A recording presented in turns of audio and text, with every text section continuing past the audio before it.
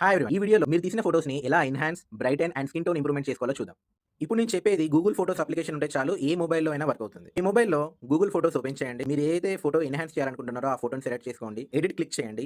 సజెషన్స్‌లో enhance select చేసుకోండి. Enhance ఏంటంటే ఫోటోకి కొంచెం లైటింగ్ యాడ్ చేయడం, విజువల్ కరెక్షన్స్ చేయడము, బ్రైటెన్ చేయడము ఇలాంటివి ఎన్హాన్స్ చేస్తుంది. తర్వాత టూల్స్‌లో పోర్ట్రైట్ లైట్ అని ఉంటుంది. ఈ పోర్ట్రైట్ లైట్ అనేది మీ ఫోటోస్‌లో ఎప్పుడైతే ఫేస్ క్లియర్‌గా ఉంటుందో అప్పుడే ఎనేబుల్ అవుతుంది. డిఫరెంట్ టైప్స్ ఆఫ్ షాడోస్ గాని, లైట్స్ గాని ఇలా మీ ఫేస్ మీద పడినప్పుడు మీకు బ్రైట్‌గా ఉంటుంది. అక్కడక్కడ ఫేస్ డల్‌గా ఉంటుంది.